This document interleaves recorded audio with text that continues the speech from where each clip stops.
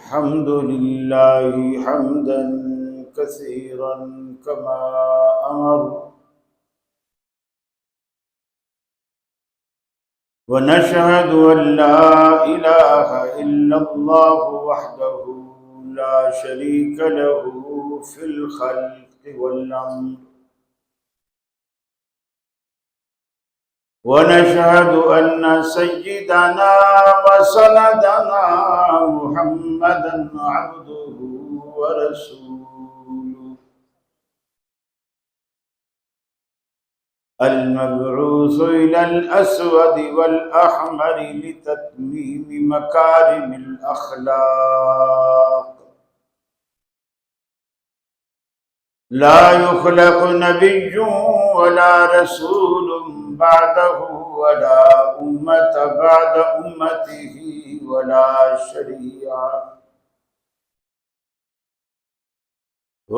شريعة بعد شريعته ولا كتاب بعد كتابه.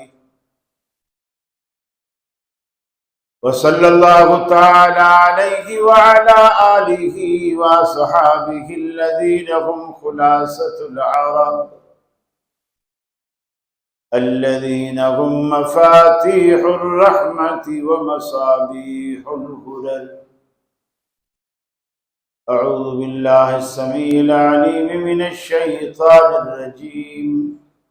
بسم الله الرحمن الرحيم. وما أصابكم من مصيبة فبما كسبت أيديكم ويعفو عن كثير.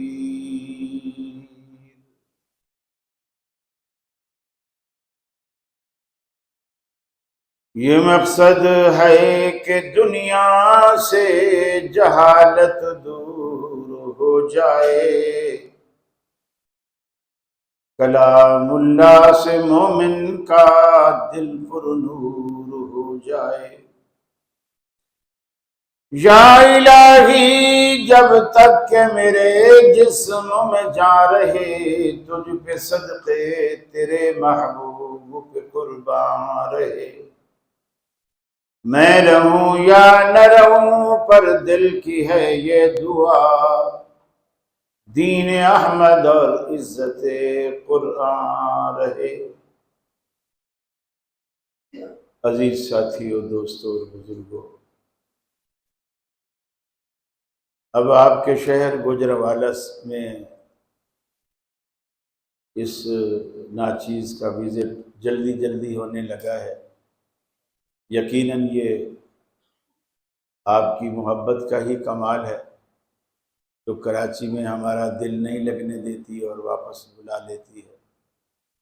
اللہ یہ محبتیں سدا قائم رکھے، اور جس طرح اللہ رب العالمین نے ہمیں مسجد میں اپنے گھر میں جمع کر رکھا ہے، اللہ اسی طرح جنتوں میں بھی ہمیں اکٹھا فرمائے۔ انتظامیہ کی طرف سے حکم ہے کہ آج آپ سے اس ٹاپک پر گفتگو کی جائے، ہمیں پریشانیاں کیوں آتی، مصیبتیں کیوں آتی، اور جس وجہ سے بھی آتی ہیں ان وجوہات کو کیسے ختم کیا جائے، گویا ان پریشانیوں کا حل کیا ہے۔ میں کوشش کروں گا کہ 30-35 منٹ کے اندر اپنی گفتگو کو سمیٹوں، اور پھر کچھ 10-12 منٹ آپ کو سوالات کے لیے بھی دیے جائیں گے، تاکہ میری گفتگو سے جو بات ادھوری رہ جائے وہ آپ سوالات کے ذریعے پورا کر سکیں۔ اللہ سے دعا ہے اللہ مجھے حق کہنے کی اور ہم سب کو سمجھنے کی اور اس پر عمل کرنے کی توفیق عطا فرمائے۔ پہلی بات تو یہ ہے، کافر پر جب مصیبت آتی ہے اللہ کا مقصد اور ہوتا ہے، اور جب مومن پر کوئی مصیبت اور پریشانی آتی ہے تو اللہ کا مقصد اور ہوتا ہے۔ اس فرق کو بھی واضح کر۔ بہت سارے میں نے ایسے لوگ دیکھے ہیں جن کو دین کا علم نہیں ہوتا اور وہ کسی مسلمان کو تکلیف میں مبتلا دیکھتے ہیں تو فوراً کہتے ہیں کہ بس اللہ کی پکڑ ہے، اس پر تو اللہ کا عذاب ہے۔ اللہ سے ڈرتے رہنا چاہیے، اس لیے کہ اللہ تعالیٰ کو اس کی تکلیف ہٹا کر اچھا بھلا کر کے ہمیں اسی تکلیف میں مبتلا کر دے، اللہ کو دیر نہیں لگتی۔ اس لیے ایسے جملے کبھی بھی منہ سے نہیں نکالنے چاہیے۔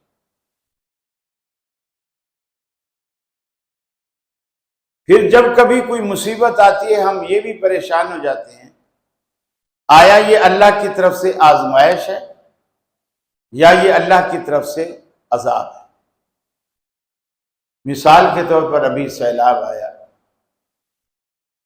پورا پاکستان اس کی لپیٹ میں آیا، الا ماشاء اللہ کوئی شہر بچا ہو، پشاور بھی، پنجاب بھی۔ پنجاب میں تو بہت سارے شہر آپ کے ابھی تک بھی، یہ بہاولپور سائڈ پر اور جلال پور اور یہ خانویلا، ملتان، شجاع آباد، یہ سائڈیں اب تک ڈوبی ہوئی۔ ہم یہ پریشان ہو جاتے ہیں کہ آیا یہ عذاب ہے یا یہ امتحان ہے، آزمائش ہے۔ اس کو بھی ذہن میں رکھیے کہ جب یہ تکلیف، یہ پریشانی، یہ دکھ، یہ مصیبت کسی کافر پر آئے تو یہ یقیناً عذاب ہے، اور جب کسی مسلمان پر آئے تو یہ آزمائش ہے۔ اسے پھر اللہ کا آپ عذاب نہ کہیں، یہ آزمائش ہے، امتحان ہے۔ اللہ تعالیٰ اپنے بندوں کو آزماتا ہے کہ کون سا بندہ اس میں میری طرف رجوع کرتا ہے اور کون سا بندہ مجھ سے اور دور ہو جاتا ہے۔ پھر مسلمانوں پر جو مصیبت آتی ہے اس کو پھر دو طرح سے جج کرنا چاہیے۔ اگر مصیبت آنے کے بعد وہ بندہ اللہ سے اور دین سے دور ہو جائے مصیبت کے بعد، پھر یہ امتحان نہیں ہے، اس کے لیے عذاب۔ اور اگر مصیبت آنے کے بعد اللہ کے اور قریب ہو جائے، پھر یہ مصیبت اور پریشانی ایک امتحان تھا جس میں وہ پاس ہو، جس میں وہ کامیاب ہو۔ بہت سارے لوگ ہیں دنیا میں، بعض دفعہ بعض کے بچے، اولادیں رمضان میں فوت ہو جاتے ہیں اور وہ کہہ رہے ہوتے ہیں، عورتیں کہہ رہی ہوتی ہیں، ہے کیسا منحوس مہینہ آیا ہے، میرے بچے کی جان ہی لے کے چلے گئے۔ اب یہ اس کے لیے آزمائش نہیں ہے، یہ اس کے لیے عذاب ہے، جس نے اسے خدا سے نہ صرف مایوس کیا بلکہ دور کیا، اور ایک مبارک مہینے کو اس نے منحوس مہینہ قرار دیا۔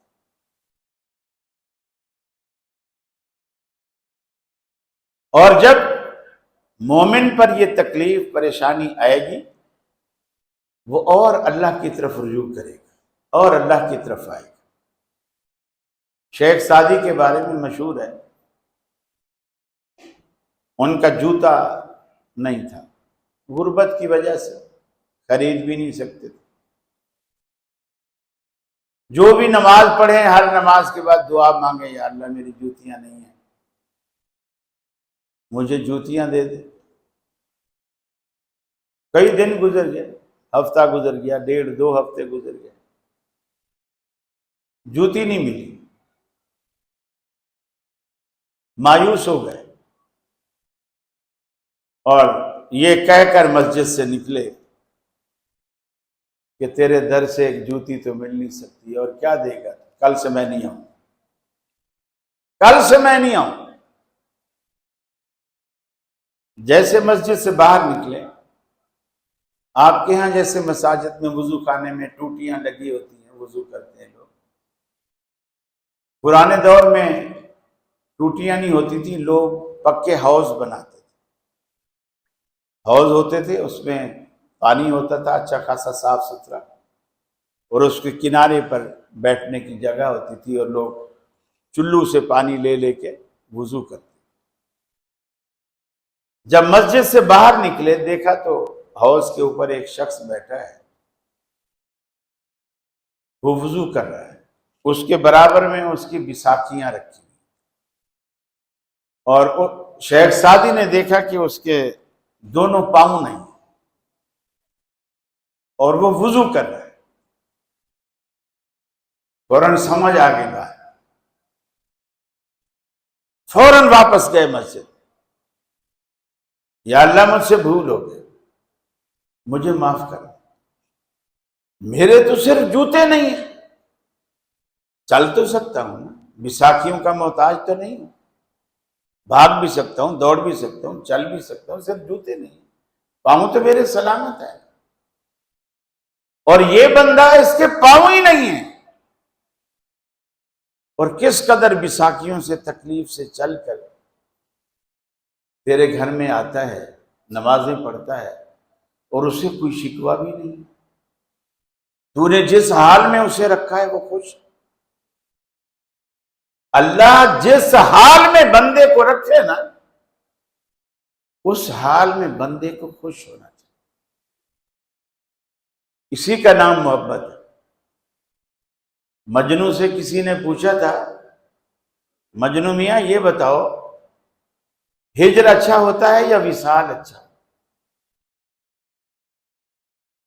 ہجر کہتے ہیں وہ زمانہ، وہ پیریڈ جس میں محبوب اپنے محب سے جدا ہو جاتا ہے،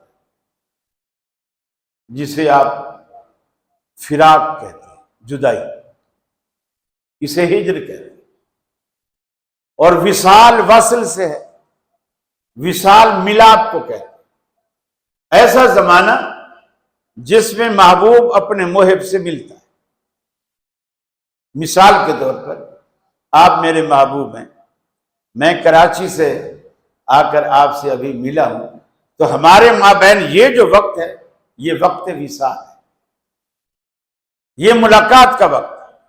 جب چلا جاؤں گا پھر جو پیچھے ہمارے پیریڈ آئے گا میرے دوبارہ آنے تک، یہ پیریڈ وقت ہجر ہے۔ مجنوں سے کسی نے پوچھا، مجنوں یہ بتاؤ ہجر اچھا ہے یا وصال اچھا ہے؟ دونوں زمانوں میں کون سا زمانہ اچھا ہے؟ ہجر اچھا ہے یا وصال اچھا ہے؟ اس نے کہا نہ ہی ہجر اچھا ہے نہ ہی وصال اچھا ہے، بس یار جس حال میں رکھے وہی حال اچھا ہے، وہی حال اچھا ہے۔ تو اللہ تعالیٰ کے فیصلوں پر راضی ہونا یہ بھی ایمان کی ایک بہت بڑی علامت، بہت بڑی علامت۔ نبی کریم صلی اللہ علیہ وسلم گھر میں ہیں، ماریہ قبطیہ کے بطن سے ایک بچہ تھا، اس کا نام تھا ابراہیم، تقریباً کوئی 17-18 ماہ، 1.5 سال کہہ دیجئے، اس کے کم و بیش 1.5 سال کی عمر کا یہ بچہ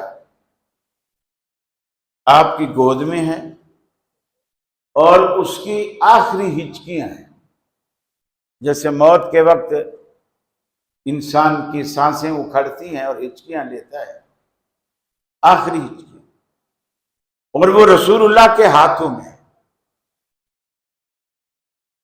آپ اس کی سسکیاں تو نہیں روک پا رہے، نکلتی روح کو بھی نہیں روک پا رہے۔ یہاں تو لوگ 100 سال کی ڈوبی کشتیاں ترا دیتے ہیں، پتہ نہیں کس طرح، اللہ کے رسول کی گود میں اپنا لخت جگر ہے اور بچا نہیں پا رہے، اور فرما رہے ہیں اِنَّا بِفِرَاقِكَ لَمَحْزُونُونَ یا ابراہیم، اے ابراہیم تیری جدائی کا ہمیں دکھ بہت ہے، لیکن اللہ کے فیصلے پر راضی ہیں، کر کچھ نہیں سکتے۔ اگر اللہ کو ایسے ہی منظور ہے ہم راضی ہیں۔ آنسو بھی جاری ہیں، رو بھی رہے ہیں، لیکن ناشکری کے کلمات لخت جگر کے جہان کے آپ کی نرینہ اولاد تھی نہیں، اور اگر ایک دفعہ اللہ دے دے اتنی چاہت کے بعد زندگی میں پہلی دفعہ، اور پھر وہ بھی سال ڈیڑھ سال دل لبھانے کے بعد دل دکھانے لگے اور وہ جدا ہونے لگے، کلیجہ منہ کو آتا ہے۔ لیکن آپ نے مجار ہے جو ناشکری کے کلمات کوئی زبان پر ادا کیے ہو۔ یہ جب مومن پر تکلیف آتی ہے وہ عذاب نہیں ہوتا، وہ آزمائش ہوتی ہے، اور مومن اللہ کے اور قریب ہو جاتا ہے۔ تو اس کا مطلب یہ ہے یہ اس آزمائش میں پاس ہو گیا، کامیاب ہو گیا۔ اللہ نے قرآن مجید میں مختلف قوموں کے ذکر کیے جن پر ان کے مختلف گناہوں کی وجہ سے اللہ نے عذابات نازل کی۔ قرآن نے ایک سبب بیان کیا کہ یہ مصیبتیں آتی کیوں ہیں۔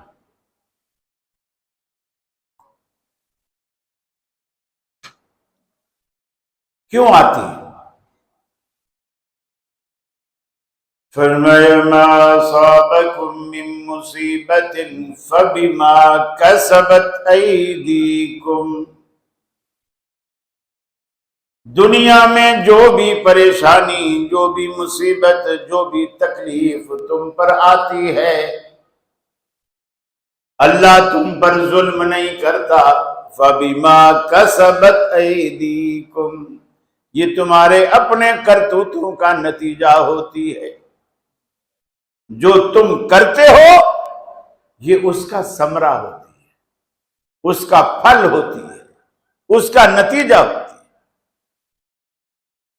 فَبِمَا كَسَبَتْ أَيْدِيكُمْ وَيَعْفُو عَنْ كَثِيرٍ، ارے تمہاری تو توبہ کے بغیر اللہ تمہارے بہت ساری خطائیں، بہت ساری غلطیاں رب العالمین یوں ہی معاف کر دیتا ہے۔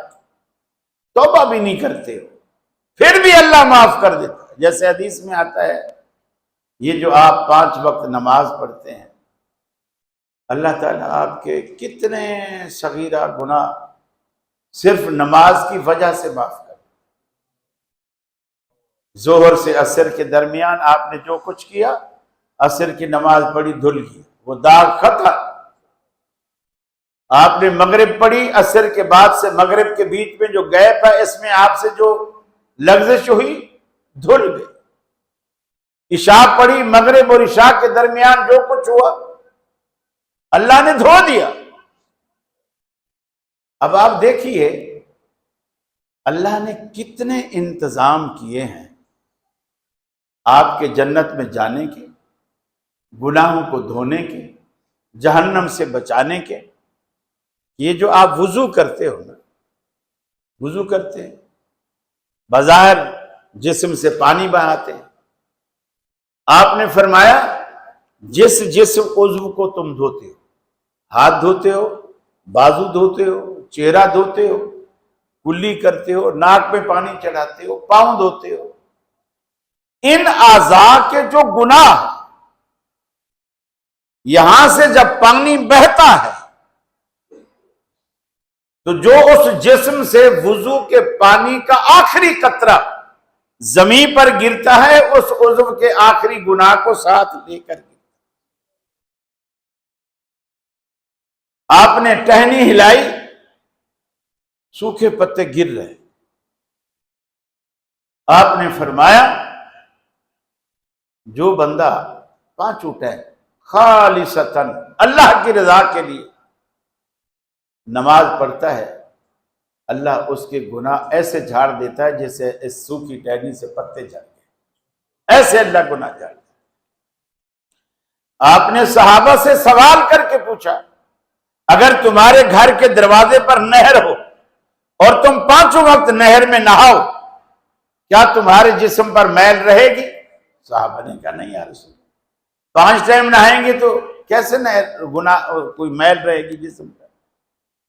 آپ نے فرمایا جو 5 ٹائم نماز پڑھتا ہے اس کے جسم پر گناہ ایسے نہیں رہتا جیسے 5 ٹائم نہانے والے کے جسم پر میل نہیں رہتا۔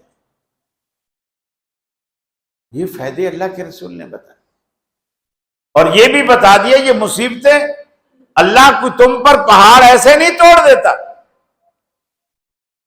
تمہارے ہاتھوں، وہ ہاتھوں کی کہ کرتوت کیا ہے؟ بس میں بیٹھے برابر والے کی جیب کاٹ، 2-4 یار دوست بیٹھے ہیں تو جو تیسرا اس میں نہیں ہے اس کے گلے اور برائیاں شروع ہو۔ عورتیں تندور کی پہ بیٹھی ہیں تو جو عورت وہاں نہیں ہے اس کی برائیاں شروع کر دی۔ چوک چوراہے پہ بیٹھے ہیں، کاروباری رقابتیں ہیں، اس کی برائیاں شروع کر دی۔ دوسرے کی بہو بیٹی کے بارے میں کہیں گے وہ پردہ نہیں کرتی، اس کے بچے نماز نہیں پڑھتے، ہو تو ایسے بے دین ہے، یوں ہیں وہ ہیں، اور اپنے بچوں کا اس سے بھی برا حال ہوگا، اس کی پرواہ نہیں ہے۔ یہ سارے ہمارے کرتوت ہیں، وعدہ کریں گے ہم پورا نہیں کریں۔ اگر کسی کا ہمارے برابر میں خالی پلاٹ پڑا ہوا ہے اور ہم نے آج مکان بنانا شروع کر دیا ہے، 1-8 فٹ اگر اس کا مکان اپنے اندر احاطے میں لے لیا، کوئی حرج نہیں، ہم اسے گناہ ہی نہیں سمجھتے، بلکہ اسے اپنا قومی فریضہ اور حق سمجھتے۔ قبضہ نہ کیا تو پھر خالی پلاٹ کا برابر میں کیا فائدہ؟ اگر ہمارے گھر کے برابر میں خالی پلاٹ پڑا ہے، اللہ کے رسول فرماتے ہیں قیامت والے دن یہ جس نے زمین ہتھیائی ہے، یہ تو بظاہر 1 فٹ نظر آتا ہے نا، 2 فٹ 1 فٹ یوں ہم نے کی، قیامت والے دن اللہ تعالی 7 طبق نیچے تحت سرا تک جتنی زمین ہے سب کو کاٹے گا، اس کے بیچ میں سوراخ کرے گا اور اس کے گلے میں توق بنا کے ڈال دے گا، اور ساری دنیا دیکھے گی یہ وہ شخص ہے جو لوگوں کی زمینوں پہ، پلاٹوں پہ، مکانوں پہ قبضے کرتا۔ یہ ہمارے ہاتھوں کے وہ کرتوت ہیں جو اللہ کے عذاب کو دعوت دیتے، اللہ کو ناراض کرتے۔ یہ تو اللہ کے رسول کی سچی بات ہے، دعا ہے جو ہم عذاب سے بچے ہوئے ہیں، ورنہ پچھلی قوموں نے جو کچھ کیا ہم کوئی ان سے کم نہیں ہیں، ہم ان سے کم نہیں ہیں۔ ایک قوم عاد، بڑے بڑے قد ان کے، قوم سمود، یہ لمبے لمبے قد، ایسے کھڑے ہوں تو ایسے لگے جیسے کھجور کا درخت ہے بڑا۔ اللہ کہتا ہے جب اللہ ان سے ناراض ہوا، اللہ نے کیسا عذاب نازل کیا، ان پر فرمایا ہم نے آندھی اور طوفان اور ہواؤں کے ایسے جکڑ بھیجے اور بڑے بڑے قدآور لوگ زمین پہ ایسے گرا دیے کأنہم اعجاز نخل خاویہ، جیسے کھجور کے کھوکھلے تنے پنے ہوئے پڑے ہوئے، کھجور کا تنا پڑا ہو اور اندر سے خالی ہو، ہوا اتنی پریشر سے چلائی کہ پورے پیٹ ہی خالی کر دی، اوپر کا ڈھانچہ لمبے لمبے کر، کأنہم اعجاز نخل خاویہ۔ اور کسی پر اللہ تعالیٰ نے ایسے عذاب نازل کیے، فَخَسَفْنَا بِهِ وَبِدَارِهِ الْأَرْضِ، زمین کو شق کیا اور ان کو زمین میں دھسانا شروع کیا، ان کے بینک بیلنس سمیت، ان کے زیورات سمیت، ان کے بنگلے سمیت، ان کے مکانات سمیت، یہ موہنجوداڑو ہڑپا کبھی آپ کے گوجرا والے کی طرح ہنستے بستے شہر تھے، اور آج آپ انہیں کھنڈرات کہتے ہیں۔ آج آپ انہیں کھنڈرات کہتے ہیں۔ اللہ کو دن بدلتے وقت نہیں لگتا، کوئی ٹائم نہیں لگتا۔ آپ دیکھیں حضرت یونس علیہ السلام کی جو قوم تھی، یہ واحد قوم ہے جس پر اللہ عذاب لایا اور لانے کے بعد واپس ڈال دیا، ورنہ یہ اللہ کی سنت نہیں ہے کہ عذاب لائے اور پھر واپس ڈال۔ اور ٹالا کیوں؟ اللہ نے حضرت یونس علیہ السلام سے کہا کہ کل ہم اس بستی پر عذاب نازل کرنے والے ہیں۔ اب یونس علیہ السلام اللہ کے پیغمبر تھے، ان کو چاہیے تھا یا اللہ سے دعا کی درخواست کرتے، یا اللہ انہیں معاف کر دے، یہ سیدھے ہو جائیں گے، یوں ہو جائیں گے، کچھ کرتے۔ انہوں نے کیا کیا کہ جیسے اللہ نے کہا کہ کل عذاب آنے والا ہے، اپنا سامان گٹھلی سب کچھ باندھا، علاقے سے ہجرت کر کے علاقہ چھوڑ کے چلے گئے۔ جیسے کہتے ہیں نا، تجھ کو پرائی کیا پڑی اپنی نہ بیڑ تو، کہ مجھے لوگوں سے کیا لینا دینا، اپنی جان تو بچاؤ، کل اللہ کا عذاب آنے والا ہے۔ کشتی میں بھی بیٹھ گئے، کشتی اللہ نے منجدار میں پھنسا دی۔ قرآن کہتا ہے وَظَنُّونِ إِذْ ذَهَبَ مُغَاضِبًا فَظَنَّ أَن لَّن نَّقْدِرَ عَلَيْهِ فَنَادَىٰ فِي الظُّلُمَاتِ أَن لَّا إِلَٰهَ إِلَّا أَنتَ سُبْحَانَكَ إِنِّي كُنتُ مِنَ الظَّالِمِينَ۔ ذرا مچھلی والے کا حال بھی سنو، مجھ سے اجازت لیے بغیر ہجرت کر کے بستی علاقہ چھوڑ کے چل گئے۔ وہ یہ سمجھے کہ شاید میں پار لگ جاؤں گا، ہم اسے روکنے پر قادر نہیں، مگر ہم نے اسے روک کے دکھایا، ہم نے اسے روک کے دکھایا۔ پورا ڈالتے ہیں، بار بار یونس کے نام نکلتا ہے کہ کوئی غلام اپنے آقا کی مرضی کے بغیر بھاگا ہوا ہے۔ انہوں نے یونس علیہ السلام کو اٹھایا، دریا برد کر دیا۔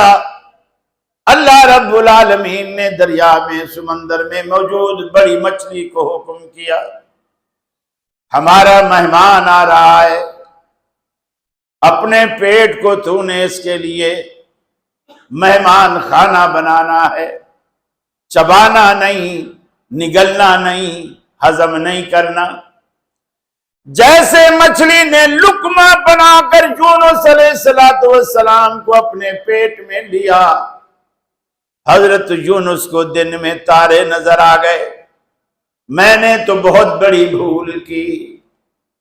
مچھلی کے پیٹ میں جاتے ہی رب یاد آیا، حالانکہ خود اللہ کا پیغمبر ہے، خود کچھ نہیں کر پا رہے، اللہ یاد آیا۔ قرآن کہتا ہے فنادا فی الظلمات، عربی میں جمع کم از کم 3 سے شروع ہوتی ہے۔ حضرت یونس علیہ السلام نے اندھیروں میں رب العالمین کو پکارا، اللہ الہ الا انت سبحانک انی کنت من الظالمین۔ اے الہ العالمین، تیرے سوا کوئی داتا و دستگیر نہیں، اس مصیبت سے نکالنے والا۔